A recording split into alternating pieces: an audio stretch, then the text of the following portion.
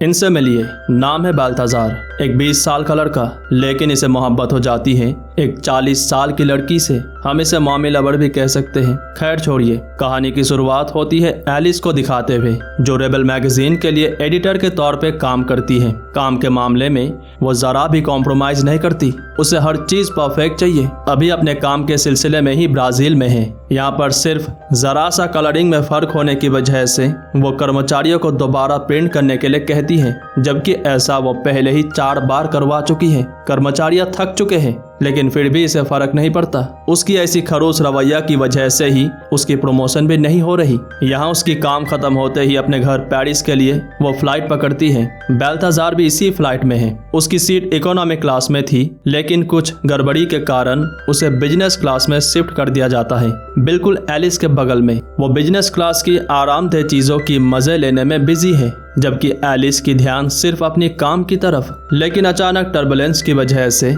Alice बाल्थाजार के हाथ पकड़ लेती है। इससे बाल्थाजार को बहुत मजा आता है, क्योंकि पहली बार किसी लड़की ने उसे छुआ होता है। बस हमारी किस्मत फूटी है। फ्लाइट लैंड होते ही एलिस जल्दी जल्दी में निकलने लगती है।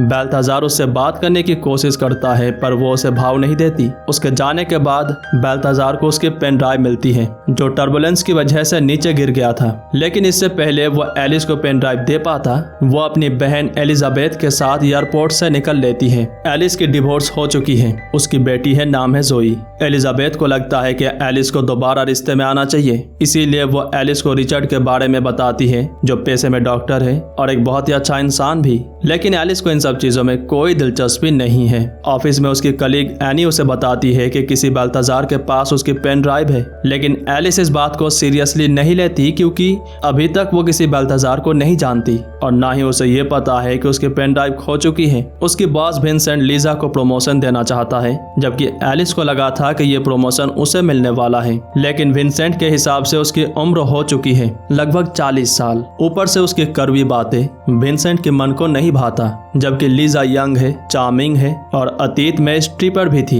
एक ठड़की बॉस को इससे ज्यादा क्या चाहिए, बस लेने को मिल जाए वही काफी है। इधर काम करते समय एलिस को रियलाइज होता है कि उसकी पेन ड्राइव गायब है। यहीं पर एनी ने उसके लिए नोट छोड़ी होती है, जहाँ पेन ड्राइव की जिक्र होता है और बाल्थाजार के नंबर भी। एलिस उसे कॉल लगाती है। बाल्थाजार फिलहाल अपने दोस्तों के साथ पार्टी कर रहा होता है। एलिस पेन ड्राइव के लिए उससे मिलना चाहती है, इसीलिए बाल्थाजार उसे बुला लेता है। कुछ ही देर बाद एलिस उससे मिलने आती है, पर बाल्थाजार काम की बातें छोड़कर अपने दोस्तों से उसे मिलवा रहा होता है। एलिस पेन ड्राइव के बारे में पूछती है, तब बाल्थाजार कहता है वो तो घर पे है। एलिस को पेन ड्राइव किसी भी हाल में चाहिए, इसीलिए वो बाल्थाजार के साथ उसके घर में जाने के लिए भी तैयार हो जाती है। बाल्थाजार के पास एक छोटा सा स्कूटर है। इसकी स्पेयर हेलमेट पहनने में एलिस को बहुत दिक्कत हो रही होती है, इसीलिए बाल्थाजार उसकी मदद कर रहा होता है। यह सीन एलिस के कलीग्स देख लेते हैं, पर वो ऐसे एंगल से देख रहे हैं जिससे उन्हें लगता है कि वो दोनों किस कर रहे हैं। वो इसकी फोटो खींचकर ट्विटर पे ट्वीट कर देते हैं। इधर बाल्थाजार उसे अपने घर ले आता है। यहाँ वो देखता है कि उसका पिता उसके क्लासमेट के साथ है, जो शायद उसकी नई मॉम बनने वाली है। बाल्थाजार अपने पिता की बकचोदी पे ध्यान नहीं देता। एलिस को अपने कमरे में ले जाता है। उसकी पेन ड्राइव ढूंढते समय हम उसके पास कई सारे किताबें देखते हैं, जिनमें से कुछ किताब ऐसे भी होते हैं जो बड़ी लड़कियों से मोहब्बत के बारे में है, जिससे हमें पता चलता है कि ये तो सर्टिफाइड मॉमी लवर है। खैर वो एलिस को पेन ड्राइव दे देता है, फिर वो अपने रास्ते निकल लेती है। बाल्थाजार उससे कॉफी के लिए पूछता है, पर एलिस मना कर देती है। वो बस एलिस के साथ थोड़ा वक्त बिताना चाहता है, क्योंकि कहीं ना कहीं इतने कम समय में भी एलिस के लिए उसके दिल में फीलिंग्स आ गई है। अगले दिन ऑफिस में सभी उसकी तरफ देख रहे हैं और मन ही मन बहुत हंस रहे होते हैं। एलिस भांप लेती है कुछ ना कुछ तो गड़बड़ है। उसे पता चलता है कि बाल्थाजार और उसकी खींची गई फोटो की वजह से ऐसा हो रहा है। विंसेंट के पूछने पर वो उसे समझाने की कोशिश करती है, लेकिन विंसेंट उसके बिना बात सुने ही उसकी तारीफ करता है। कहता है ये उसे पसंद है, क्योंकि कहीं ना कहीं उसे लगता है एलिस दुनिया से हटके करने की कोशिश कर रही है। इसीलिए एलिस विस्तार में उसे सब कुछ नहीं बताती। इसी घटना के बारे में एलिस अपने कलीग साइमन को भी बताती है। साइमन कहता है कि अगर विंसेंट को ये पसंद है तो क्यों ना वो उसके सामने ऐसा ही नाटक करे जैसे वो बाल्थाजार से प्यार करती है। इससे शायद उसे प्रमोशन मिलने में आसानी हो। फिलहाल एलिस इस बात को ज्यादा तवज्जो नहीं देती, लेकिन घर आकर इसी के बारे में सोचती है।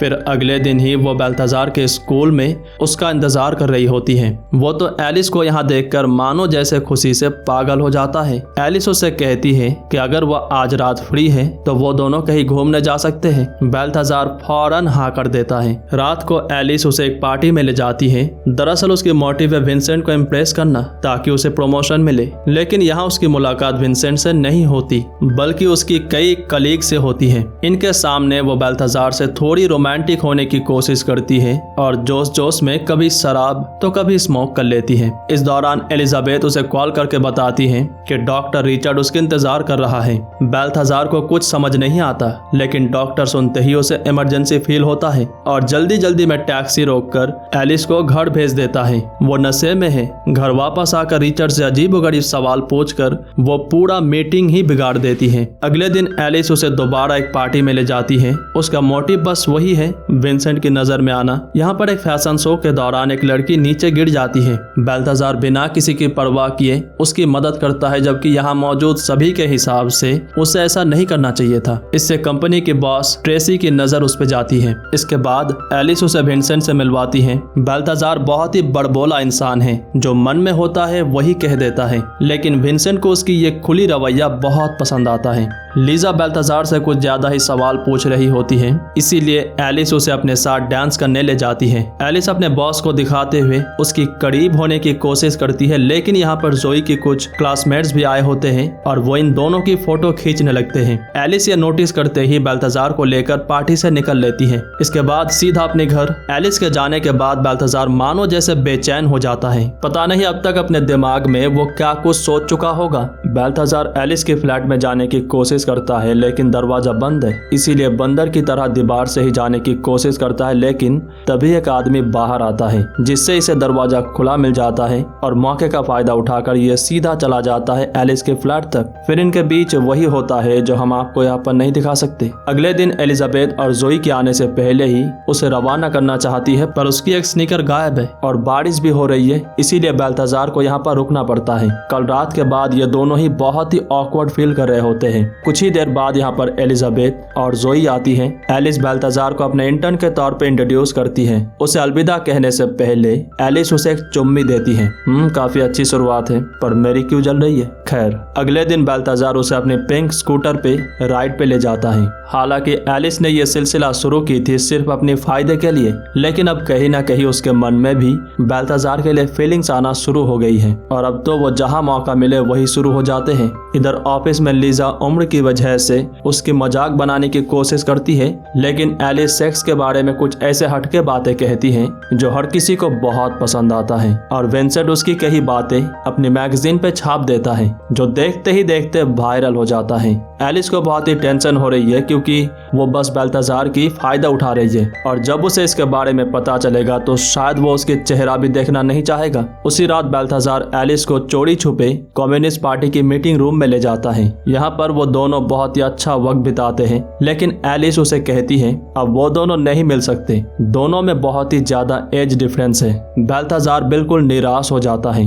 हालांकि एलिस ने अभी तक उसे ये बात नहीं बताई होती कि वो बस अपने फायदे के लिए उसे इस्तेमाल कर रही थी। अब तक जोई को भी एलिस के रिश्ते के बारे में पता चल चुका होता है। दरअसल उसके क्लासमेट बाल्थाजार और एलिस की फोटो उसे दिखाई होती है और इसी वजह से वो अपनी मॉम पे बहुत गुस्सा है। इधर एलिस के जाने के बाद बाल्थाजार बिल्कुल फ्रस्ट्रेट हो चुका है। तब उसके पिता अपनी बचपन की बकचोदी वाली बातें सुनाकर उसे शांत करने की कोशिश करता है, जैसे किस तरह से उन्हें उनसे डबल उम्र की लड़की ने सब कुछ सिखाया था और वो उसके साथ दिन रात लगा रहता। दूसरी तरफ एलिजाबेथ एलिस को किसी और लड़के से मिलने के लिए कहती है। इससे एलिस उस पर गुस्सा हो जाती है क्योंकि बार बार वो किसी लड़के की तरफ उसे झोंक देने की कोशिश कर रही है। ट्रेसी को मैगजीन पे छपी मॉडल बिल्कुल भी पसंद नहीं आती। उसे कई सारे मॉडल्स दिखाए जाते हैं, लेकिन एक भी पसंद नहीं आती। तब उसे बाल्थाजार की याद आती है जब उसने रनवे पे किसी मॉडल की मदद की थी। एलिस उसे बुलाने में आनाकानी कर रही होती है। तब विंसेंट कहता है कि अगर उसे अपनी नौकरी बचानी है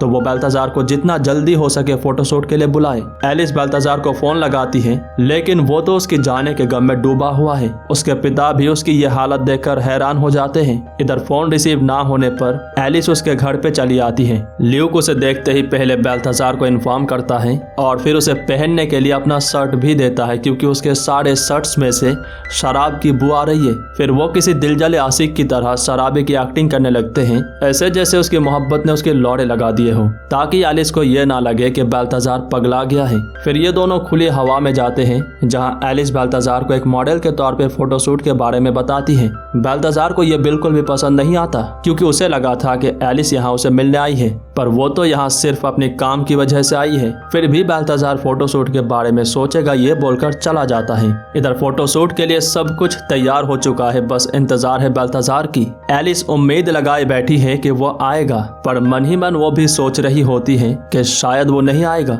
फिर भी वो आता है। मेकअप रूम में उससे मिलने साइमन आता है और एलिस की उसके साथ मोहब्बत वाली एक्टिंग के लिए उससे माफी मांगता है क्योंकि एलिस को इसकी आइडिया उसी ने दिया था। बाल्थाजार ये सुनकर हैरान हो जाता है क्योंकि अभी तक उसे इसके बारे में नहीं पता था। साइमन को लगा था उसे पता है, इसीलिए एलिस उससे नहीं मिल रही। सेट पे आते ही पहले वो सबके सामने एलिस की अच्छे से चुम्मी लेता है। फिर शुरू होती है फोटोशूट, लेकिन फोटोग्राफर बहुत ही र्यूडली बातें कर रही होती है, कभी ऐसा करो कभी वैसा करो, लेकिन बहुत ही र्यूड तरीके से। बाल्थाजार के दिमाग खराब हो जाता है। एक तो उसके लव लाइफ के लौड़े लगे पड़े हैं और इधर ये मोहतरमा उसके दिमाग खा रही है। बाल्थाजार गुस्सा हो जाता है और सूट छोड़ के जाने लगता है। तब एलिस उसके पीछे पीछे आती है, उसे समझाने की कोशिश करती है, कहती है प्लीज वो उसके लिए ये काम कर दे। तब बाल्थाजार के दिमाग सनक जाता है, कहता है पहले ही झूठी मोहब्बत दिखाकर उसे इस्तेमाल कर चुकी है और अब उसी मोहब्बत के खातिर काम करने के लिए कह रही है। एलिस के पास इसकी जवाब नहीं होती।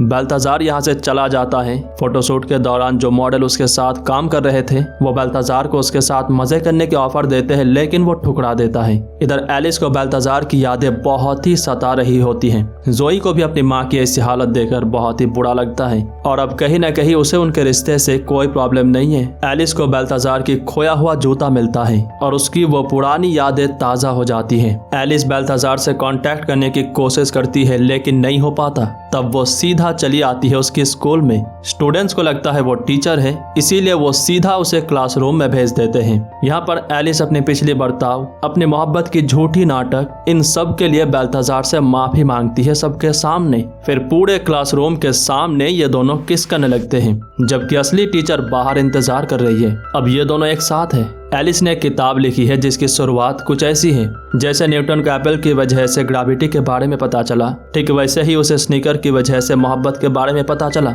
उम्मीद करते हैं ये कहानी आपको पसंद आई होगी।